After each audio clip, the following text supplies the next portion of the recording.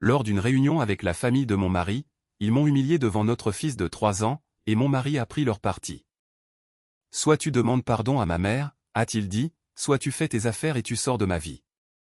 Très bien, je m'en vais, ai-je répondu. Puis j'ai pris mon fils dans mes bras, je suis monté dans la Porsche, et je suis parti. Ma belle-mère a couru derrière moi en hurlant « Laisse la voiture !»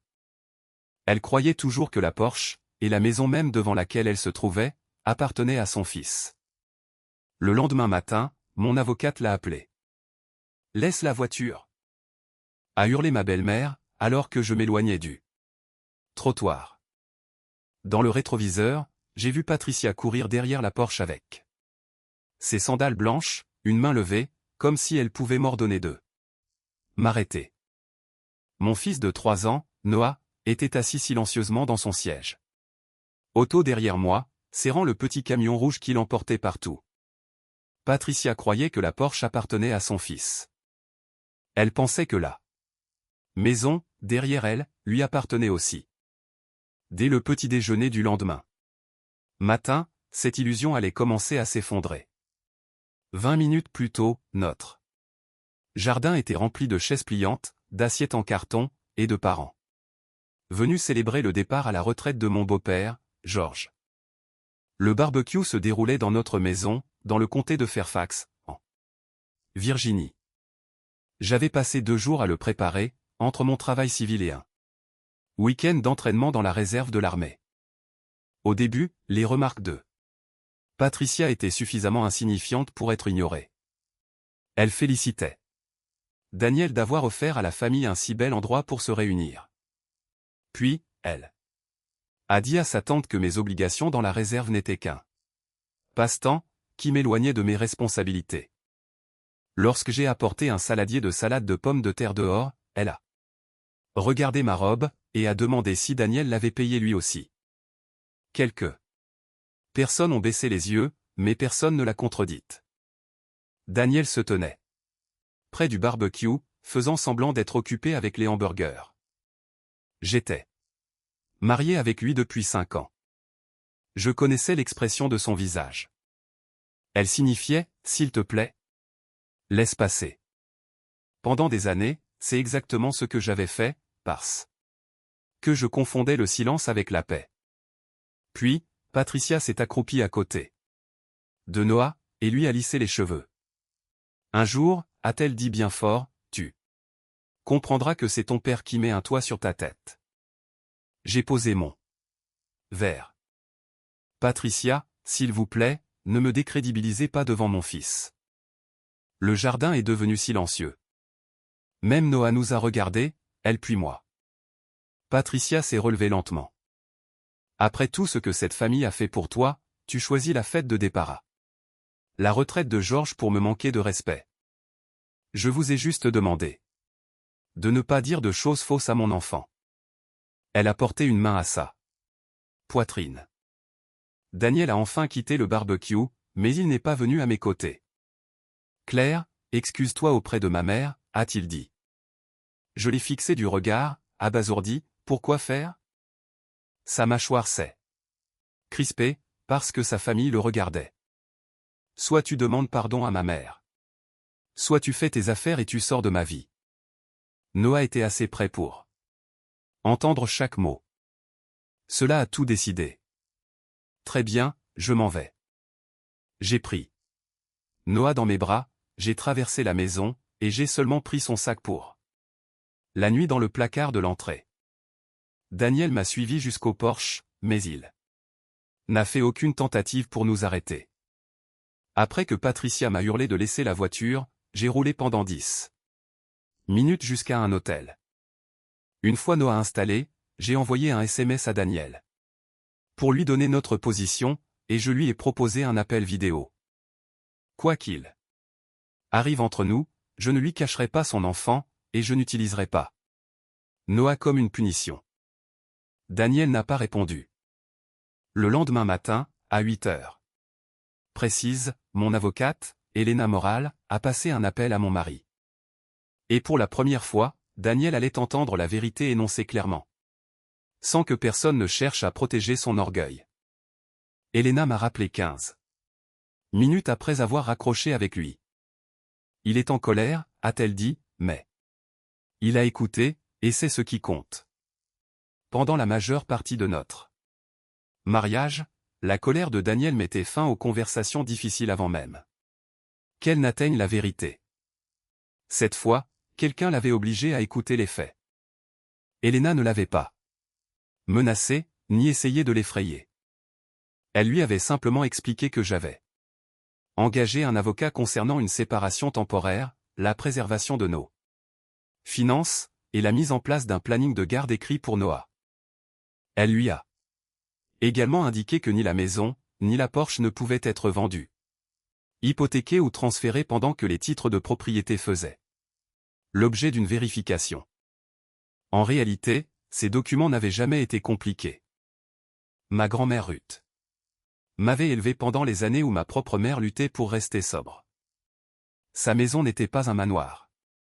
C'était une demeure coloniale confortable de 4 chambres, construite dans les années 1980, avec des escaliers qui grinçaient et un érable qui perdait ses feuilles plus vite qu'on ne pouvait les ratisser.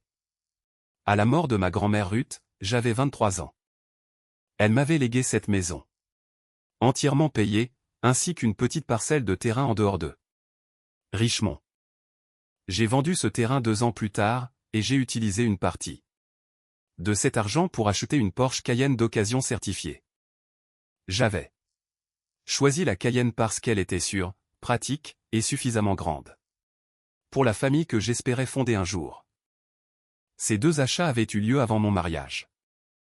L'acte de propriété de la maison et le titre du véhicule étaient uniquement à mon nom, et l'origine des fonds pouvait être clairement tracée jusqu'à mon héritage. À l'époque, un avocat spécialisé en succession m'avait conseillé de garder ces biens séparés. J'avais suivi ce conseil à la lettre, en n'utilisant jamais notre compte joint pour des travaux importants ou pour des remboursements de prêts. Daniel a emménagé dans la maison après notre mariage. Au début, le malentendu de sa famille semblait presque innocent. Un jour, Patricia l'avait complimenté sur l'achat d'une si belle maison, et Daniel s'était contenté de sourire. Plus tard, je lui ai demandé pourquoi il ne l'avait pas corrigé. Elle est fière de moi, avait-il dit, pourquoi l'embarrasser pour de la paperasse? J'aurais dû exiger la vérité dès ce moment-là. Au lieu de cela, j'ai laissé passer le moment. Je me disais qu'un mariage solide n'avait pas besoin de reconnaissance publique. Ce que je n'avais pas compris, c'était que Daniel ne cherchait pas à protéger sa mère de la honte. Il était en train de se construire une image valorisante, en utilisant des biens qui m'appartenaient. Pendant l'appel avec Elena, Daniel a protesté, disant que je ne pouvais pas lui prendre son fils et tout ce qu'il possédait. Elena a répondu calmement, Claire n'a pas emmené Noah hors du comté de Fairfax. Elle vous a donné sa localisation et vous a proposé un contact. Quand? Oh bien, je vous suggère de vérifier l'acte de propriété et le titre du véhicule avant de prétendre qu'ils vous appartiennent. Elle a proposé des conditions temporaires qui permettraient à Daniel de rester dans la maison pendant que nous discutions de la séparation. Elle a également précisé qu'il ne pouvait autoriser personne d'autre à y emménager. Chaque point de cet entretien lui serait envoyé par écrit. Moins d'une minute après qu'Elena m'a fait son compte-rendu, le nom de Daniel est apparu sur mon téléphone. Lorsque j'ai répondu, il n'a pas demandé des nouvelles de Noah. Qu'est-ce que tu as raconté exactement à ton avocate? A-t-il exigé de savoir. Je lui ai dit la vérité, ai-je répondu. Et maintenant, j'aimerais que tu en fasses autant. Daniel est resté silencieux un moment, puis sa voix s'est durcie, tu es en train de transformer un mauvais après-midi en une guerre juridique. Non, ai-je dit. Ta mère m'a humilié devant notre fils, et tu m'as ordonné de partir. Je m'assure simplement que nous gérions la suite de manière responsable. Il a essayé de m'interrompre, mais j'ai posé la question qui me hantait depuis le barbecue jusqu'à la chambre d'hôtel, pourquoi ta mère pense-t-elle avoir le droit de me chasser de ma propre maison? Au début, Daniel a rejeté la faute sur Patricia. Il a dit qu'elle tirait des conclusions hâtives, qu'elle exagérait tout, et qu'elle aimait raconter aux proches que ses fils réussissaient bien dans la vie. Rien de tout cela n'expliquait pourquoi elle croyait que la Porsche lui appartenait, ni pourquoi il était resté planté là. Sans réagir, elle a laissé me hurler dessus. Daniel, ai-je demandé doucement, que leur as-tu dit? Sa réponse est venue par morceaux. Au début de notre mariage, Patricia le comparait sans cesse à son frère aîné, Marc, qui possédait un cabinet dentaire dans le Maryland. Daniel en avait-tu assez d'entendre parler des revenus de Marc, de ses vacances, et de sa nouvelle maison. Alors, un dimanche, alors que Patricia vantait notre demeure, Daniel lui a dit qu'il l'avait achetée peu avant notre mariage. Il avait prétendu que mon nom figurait sur l'acte uniquement pour des raisons financières. Plus tard, il avait raconté à sa famille que la Cayenne était un cadeau d'anniversaire qu'il m'avait offert. Je m'étais assise sur le bord du lit d'hôtel, en regardant Noah empiler des gobelets en plastique sur la moquette. Le mensonge n'était plus une simple erreur que j'avais négligé de corriger. Mon mari s'était servi de mon héritage pour se façonner un personnage que sa famille pourrait admirer. Pire encore, il les avait laissés me traiter comme une personne dépendante. Parce que leur mépris aidait à rendre son histoire crédible. Ce n'est pas tout, a-t-il avoué. Plusieurs mois plus tôt, Georges et Patricia avaient commencé à parler de vendre leur maison après le départ à la retraite de Georges. Daniel leur avait promis qu'il pourrait emménager dans notre suite d'invités, au rez-de-chaussée, en attendant de trouver plus petit. Tu leur as offert une chambre dans ma maison sans m'en parler. Je pensais que tu finirais par accepter, a-t-il dit. Ce sont mes parents. Donc, tu attendais de moi que j'accepte une décision que tu avais déjà prise. Daniel s'est excusé, mais même à ce moment-là, il ne comprenait pas vraiment. Il a dit que les mensonges avaient échappé à son contrôle. Il a juré qu'il n'avait jamais eu l'intention de me faire du mal. Puis, il m'a demandé si je pouvais simplement m'excuser auprès de Patricia, afin que tout le monde se calme. Tu penses toujours que le problème, c'est que les sentiments de ta mère ont été blessés, ai-je répondu. Après cet appel, j'ai demandé à Elena de m'aider à examiner nos finances conjointes avant de prendre toute décision concernant le mariage. Je m'attendais à trouver des dépenses ordinaires, peut-être quelques achats que Daniel aurait oublié de mentionner.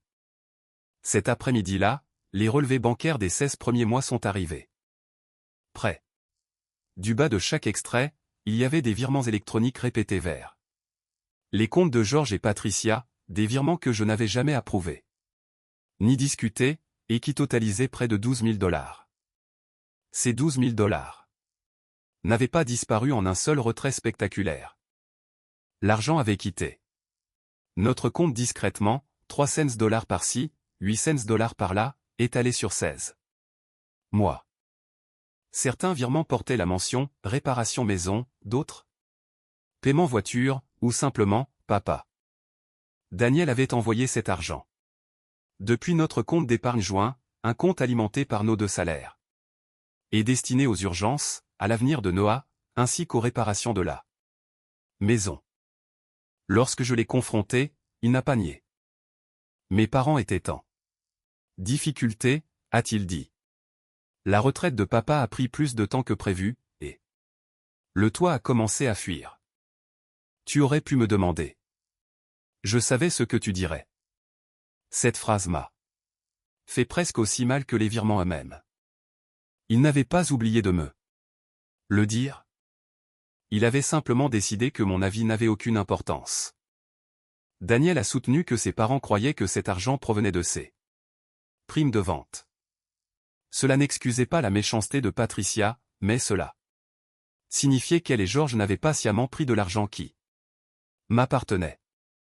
Elena m'a aidé à ralentir la cadence, avant que la colère ne dicte mes choix. Je voulais transférer chaque dollar restant hors du compte, mais elle m'a rappelé que les fonds joints devaient être manipulés avec précaution pendant une Séparation. À la place, j'ai réorienté mes futurs salaires vers un nouveau compte à mon nom, j'ai téléchargé les relevés, j'ai activé les alertes de transaction, et j'ai laissé le solde existant intact pendant qu'elle étudiait nos options. Nous avons également envoyé à Daniel une proposition de planning de garde temporaire. Cela lui accordait du temps régulier avec Noah, tout en exigeant que nous partagions tous les deux les informations concernant la garde d'enfants, les soins médicaux et les lieux de nuitée. Je voulais laisser une trace écrite, prouvant que je protégeais la routine de notre fils, et non que je punissais son père. 2 jours plus tard, Daniel a loué un appartement meublé près de l'école maternelle de Noah. Il a rendu sa clé de la maison de son plein gré, et a récupéré ses vêtements à un moment convenu, pendant que Noah était avec moi au parc. Le regarder porteur des cartons hors de la maison où nous avions prévu de vieillir ensemble a été très douloureux. Les conséquences ne cessent pas de faire mal, simplement parce qu'elles sont méritées. Patricia, de son côté, a réagi différemment. Elle a appelé des proches en disant que j'utilisais de l'argent, des avocats, et mes contacts dans l'armée pour détruire son fils. Un cousin m'a envoyé un message pour me demander si j'avais vraiment volé la maison de Daniel. J'ai tapé une réponse, je l'ai effacée, puis j'ai posé mon téléphone face contre table. J'aurais pu publier l'acte de propriété, le titre de transport, et chaque virement bancaire en ligne.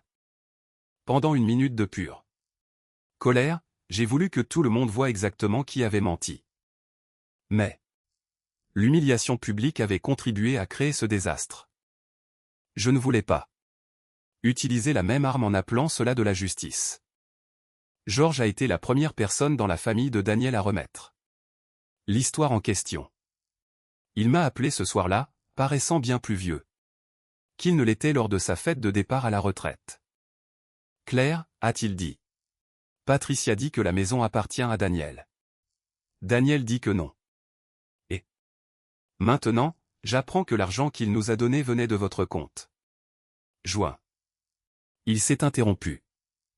Je pense que cette famille a besoin d'entendre la vérité du début à la fin. J'ai accepté une rencontre dans un lieu neutre, mais je lui ai posé une condition, je ne vais pas démasquer Daniel à sa place, ai-je dit. Si nous voyons, c'est lui qui vous raconte tout, en personne. La réunion a eu lieu le mardi suivant, dans le bureau d'un conseiller conjugal et familial que Georges connaissait par sa paroisse. La pièce était délibérément simple, 4 fauteuils rembourrés, une boîte de mouchoirs, et aucune photo de famille ni aucun mur familier qu'un camp aurait pu revendiquer comme son territoire. Patricia est arrivée avec un dossier sous le bras, et la certitude absolue que j'avais volé quelque chose à son fils. Avant même que nous ne soyons tous assis. Elle m'a accusé d'éloigner Noah de Daniel, et d'utiliser des subterfuges juridiques pour saisir ses biens. Je n'ai jamais refusé à Daniel le temps de garde qui lui était imparti, ai-je dit, et je n'ai rien saisi du tout. Sur la table, devant moi, se trouvaient des copies de l'acte de propriété, du titre de la Cayenne, et des relevés bancaires. Je ne les ai pas ouverts. C'était à Daniel de dire la vérité. Georges a regardé son fils, tu nous as demandé de venir. Alors, parle. Les mains de Daniel sont restées jointes entre ses genoux. Pendant plusieurs secondes, il a fixé la moquette. Puis, il a avoué que j'avais hérité de la maison avant notre mariage. Il leur a dit que j'avais acheté la Porsche avec l'argent de la vente du terrain légué par ma grand-mère. Il n'y avait jamais eu de prêt hypothécaire à rembourser pour lui, et aucun de ses biens ne lui avait jamais appartenu. Le visage de Patricia s'est décomposé, mais Daniel a continué. Il a reconnu l'heure. Avoir menti en prétendant qu'il avait acheté la maison. Il a avoué avoir présenté la Porsche comme son cadeau d'anniversaire pour moi. Il leur a expliqué que je ne les avais jamais invités à vivre dans la suite d'invités, et que je n'avais rien su de sa promesse. Enfin, il a révélé qu'une partie de l'argent qu'il leur avait envoyé provenait d'une épargne constituée avec nos deux salaires. Georges s'est appuyé contre son dossier, comme si tout l'air était sorti de ses poumons. Patricia s'est tournée vers Daniel, tu m'as laissé dire toutes ces choses à son sujet, alors que tu savais la vérité? Daniel a dégluti, oui. Pourquoi? Parce que te corriger m'aurait démasqué. Pour une fois. Personne ne s'est précipité pour meubler le silence. Patricia a regardé les papiers posés devant moi. J'ai fait glisser l'acte de propriété et le titre du véhicule de l'autre côté de la table. Elle a lu mon nom sur les deux documents, puis les a reposés sans dire un mot. J'avais imaginé ce moment pendant plusieurs nuits d'insomnie. Dans mes pensées, je me sentais vengé. Mais en restant assise là, je ne ressentais qu'une profonde fatigue. Je ne suis pas là pour retirer à Daniel une maison qui lui appartiendrait, ai-je dit. Elle n'a jamais été à lui. Je suis la parse que mon fils a vu son père dire à sa mère que m'humilier n'avait aucune conséquence. Les yeux de Patricia s'est remplis de larmes, mais sa première tentative d'excuse protégeait encore son orgueil, je suis désolé si tu as mal interprété ce que je voulais dire.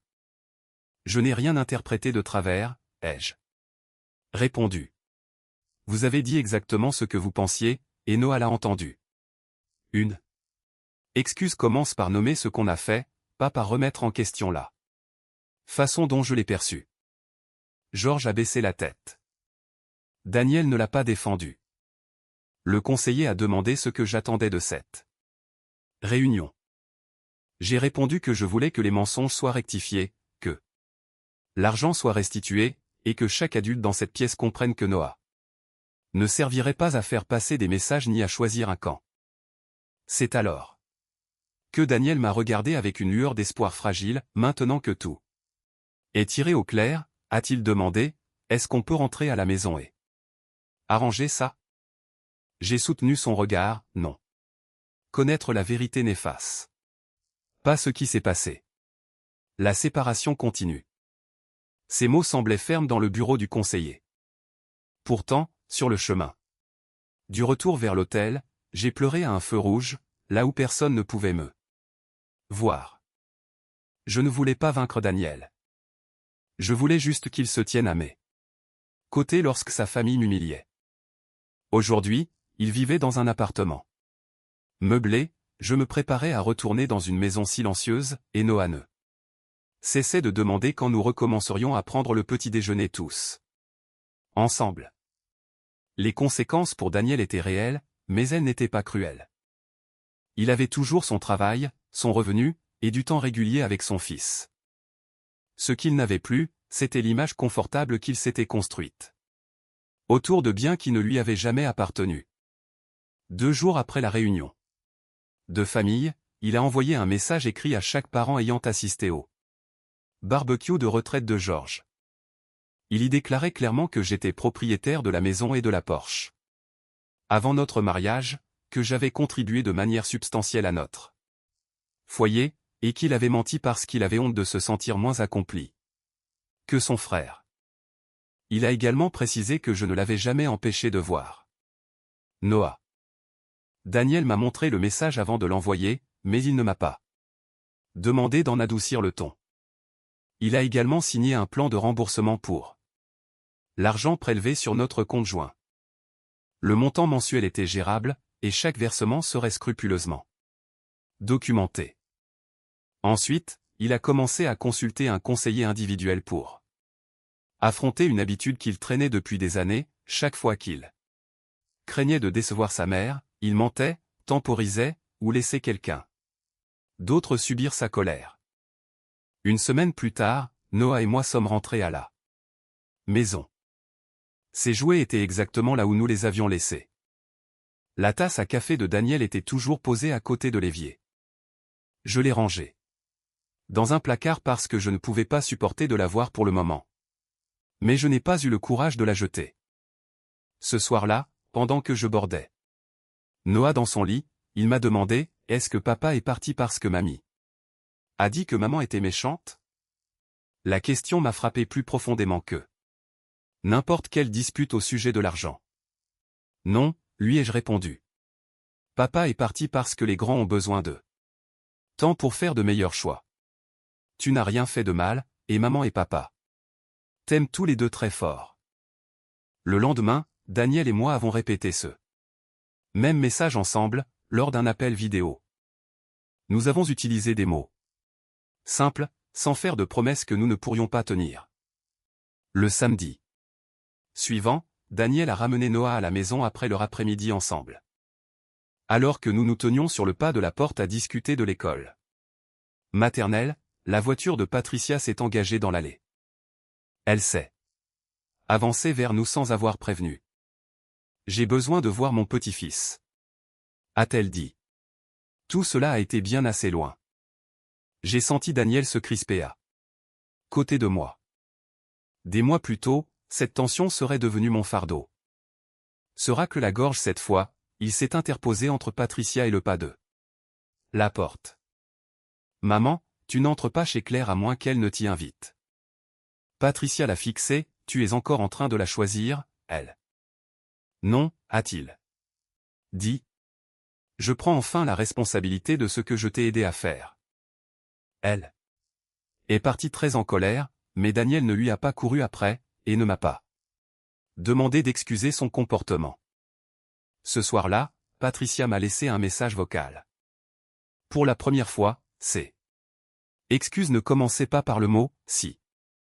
Son message durait près de 4 minutes. Claire, je t'ai humilié devant Noah, a-t-elle commencé. Je t'ai traité comme si tu vivais au crochet de Daniel. Je t'ai hurlé dessus pour une voiture qui n'a jamais été à lui, et j'ai contribué à ce que ton petit garçon ne se sente pas en sécurité dans sa propre maison.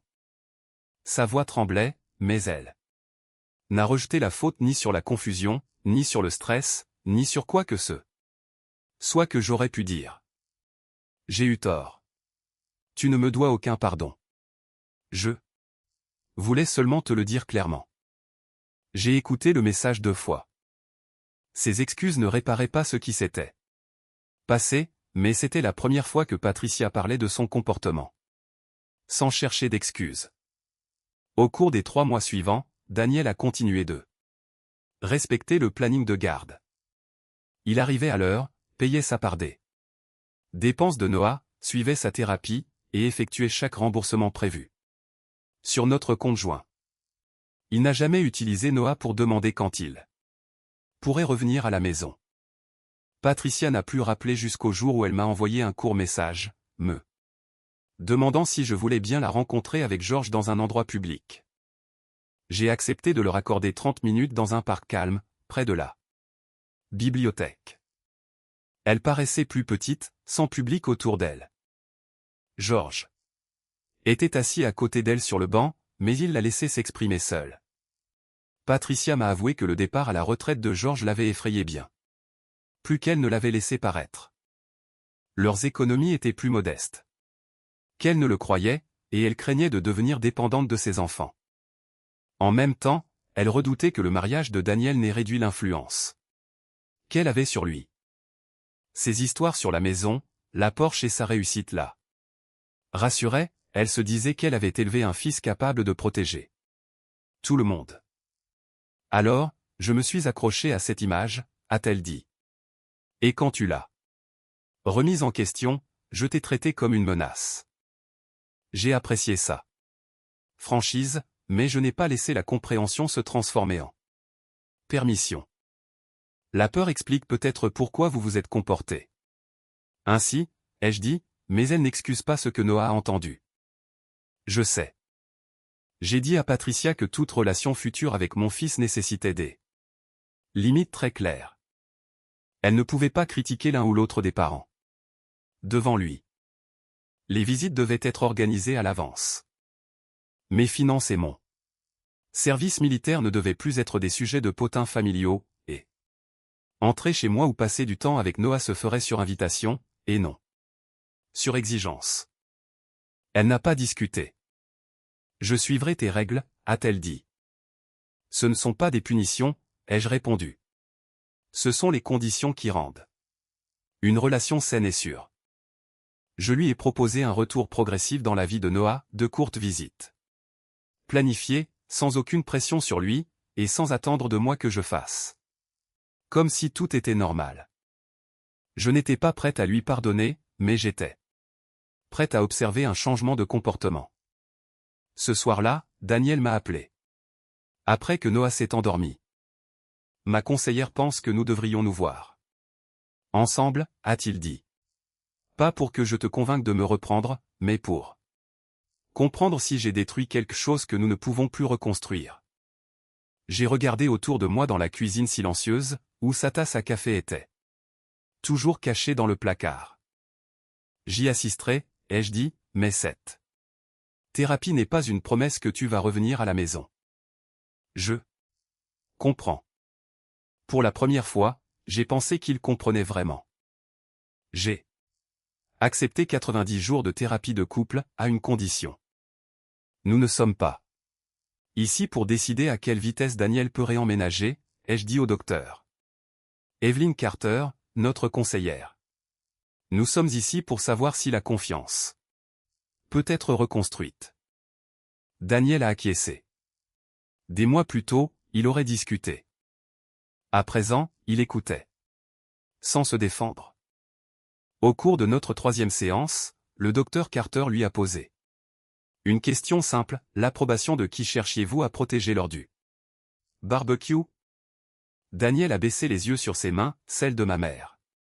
Et je les protéger aux dépens de ma femme et de mon fils. L'entendre le dire m'a fait mal, même si je le savais déjà. Il a expliqué que la déception de Patricia l'effrayait depuis l'enfance. Chaque fois qu'elle le comparait à Marc, il se sentait inférieur. Au lieu de supporter ce sentiment face, il fabriquait une réussite artificielle.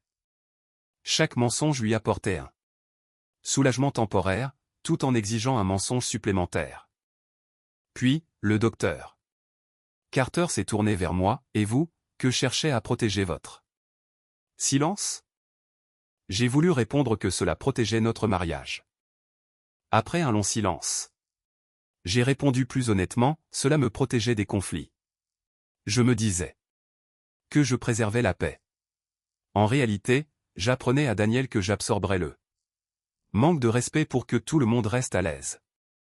Cet aveu ne me rendait pas responsable de ses mensonges, mais il m'a aidé à reconnaître mon propre schéma. Je ne pouvais pas bâtir un mariage plus sain en retournant au même silence.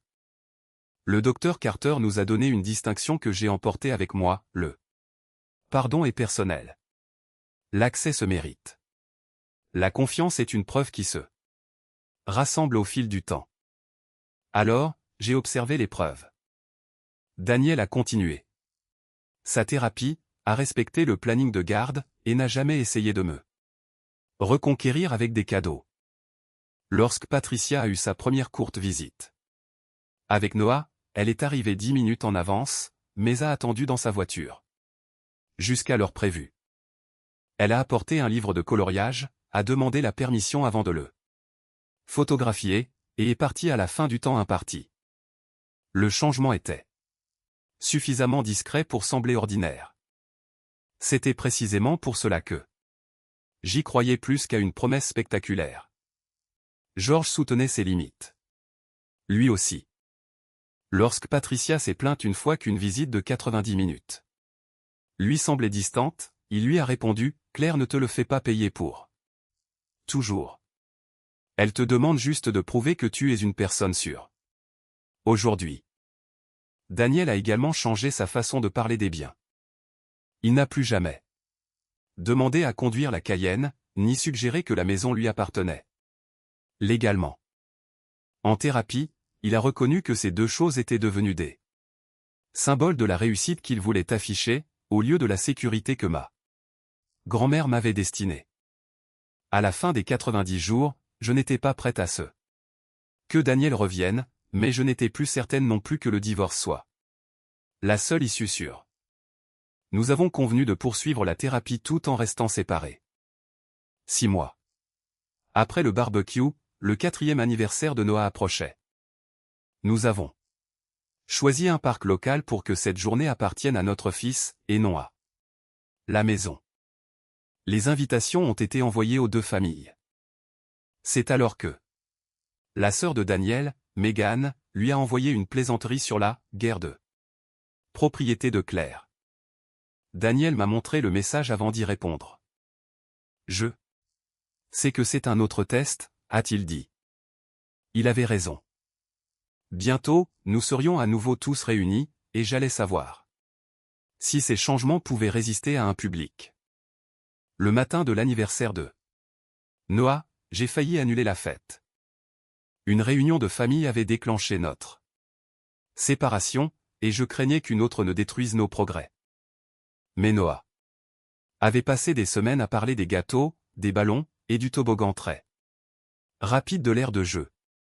Il méritait une journée préservée de la honte des adultes. Daniel est arrivé tôt avec des tables pliantes, sans chercher à se faire complimenter pour son aide. Patricia et George sont arrivés à leur convenu. Patricia a attendu mon invitation avant de prendre Noah dans ses bras.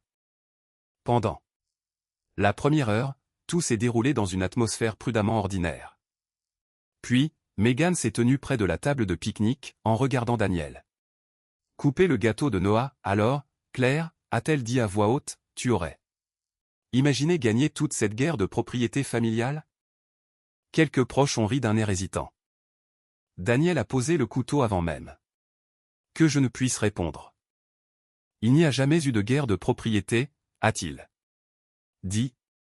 J'ai menti. La maison et la voiture ont toujours été à Claire, et c'est elle qui a payé le prix de l'histoire que j'ai inventée. Le sourire de Megan s'est éteint. Daniel n'a pas cherché mon approbation du regard, et n'a pas attendu que nous soyons seuls pour s'expliquer. Il a corrigé le mensonge devant les personnes même qu'il avait admirées. Autrefois. Patricia m'a surprise en ajoutant, ce sujet est clos, Megan. Cela a duré moins d'une minute, mais 7 minutes comptaient plus que toutes les excuses que Daniel m'avait présentées. Il avait défendu la vérité, même lorsque cela lui coûtait son confort. C'était exactement le genre de preuve dont parlait le docteur Carter. À ce moment-là, Daniel avait remboursé les $12 000, y compris ma part, et nos relevés financiers étaient restés totalement transparents pendant des mois. Nous avions également rencontré séparément des avocats pour discuter de ce qui se passerait si nous essayions à nouveau. Aucun avocat ne nous représentait tous les deux, et aucun ne considérait la réconciliation comme une raison d'abandonner toute prudence. L'accord post-nuptial a confirmé que la maison et la Cayenne demeuraient mais bien propres. Il exigeait que nous approuvions tous les deux les dons importants faits à des proches, créer des comptes de ménage transparents, et protégeait chaque conjoint contre les dettes que l'autre n'aurait pas divulguées. Il stipulait également que les besoins de Noah et son temps de garde ne serviraient jamais de monnaie d'échange. Daniel n'a signé qu'après que son propre avocat a vérifié chaque page. Après la fête, Daniel et moi nous sommes assis sur un banc pendant que Noah courait après des bulles de savon avec George. J'ai dit à Daniel que sa réaction face à Megan avait compté, parce qu'il ne m'avait pas laissé défendre la réalité toute seule une fois de plus. Malgré cela, je n'étais pas prête à le voir apporter ses valises dans ma maison, comme si un bel après-midi avait tout réparé. Nous sommes convenus d'une réconciliation à l'essai, progressive. Il se joindrait à nous pour le dîner 2 fois par semaine, suivrait la thérapie, et passerait parfois des journées en famille avec nous, tout en conservant son appartement. Nous réévaluerions la situation au bout de 2 mois, en fonction du niveau de sécurité et d'honnêteté ressenti dans notre foyer, et non pas en fonction de notre envie de retrouver notre vie d'avant. Daniel a regardé Noah de l'autre côté du parc, puis m'a fixé, si je reviens un jour à la maison. Est-ce qu'on pourra construire quelque chose qui nous appartienne à tous les deux, même si la maison ne nous appartient jamais légalement ensemble? J'ai compris qu'il ne demandait plus un titre de propriété. Il demandait si l'honnêteté, les choix partagés et la responsabilité quotidienne pouvaient créer Un foyer qu'aucun acte ne pourrait garantir. Peut-être, ai-je dit, mais nous le construirons lentement, et nous le construirons dans la vérité. 1 an après. Le barbecue de retraite de Georges, nous nous sommes réunis à nouveau dans mon jardin. Cette fois, il n'y a pas eu de discours pour savoir qui offrait la maison, ni de lutte silencieuse pour savoir qui détenait l'autorité. Il y avait simplement du poulet grillé, les rires de Noah, et une table pliante couverte de plats que tout le monde avait aidé à préparer. Daniel était réemménagé 3 mois plus tôt, après que notre réconciliation à l'essai était passée de 2 dîners par semaine à une routine familiale stable. Il a conservé son appartement jusqu'à ce que le docteur Carter et moi soyons convaincus que le changement était durable. Même après son retour, il a poursuivi sa thérapie individuelle et notre thérapie de couple. La confiance n'est pas réapparue au moment où sa valise a franchi le seuil de la porte. Elle est revenue à travers de petits choix répétés. Il demandait mon avis avant de faire de gros achats. Il me montrait les relevés financiers sans qu'on le lui rappelle. Lorsque Patricia n'était pas d'accord avec une limite, il lui parlait lui-même. Au lieu de me demander de subir son mécontentement. Aucune de ses actions n'était assez spectaculaire pour en faire un film. Mais elle était suffisamment solide pour rebâtir un mariage. Patricia est arrivée cet après-midi-là et a attendu près du portail que je l'invite à entrer. Elle demandait la permission avant d'organiser quoi que ce soit avec Noah, et n'a plus jamais sous-entendu que Daniel était la seule personne à subvenir aux besoins de notre famille. Notre relation n'était pas intime, et je n'ai pas prétendu que la blessure avait disparu. Mais elle était devenue respectueuse, honnête et sûre. À un moment donné, Noah est monté sur mes genoux et m'a demandé si mamie savait à qui appartenait la maison maintenant. Elle le sait, lui ai-je dit. Mais plus important encore, elle sait que c'est ta maison, et que tout le monde ici doit se traiter avec gentillesse. La maison et la Porsche étaient toujours à moi. Ce n'était pas là ma victoire. Ma victoire, c'était d'avoir refusé d'apprendre à mon fils que garder une famille unie exige qu'une personne accepte l'humiliation. La victoire de Daniel, c'était d'avoir appris que l'amour ne lui donnait pas la permission de se cacher derrière un mensonge. Celle de Patricia, c'était d'avoir découvert qu'une excuse ne prend tout son sens que si un changement de comportement la suit. J'ai également compris que se réconcilier n'était pas la même chose que revenir au mariage que nous avions auparavant. Ce mariage-là s'était construit autour de l'évitement.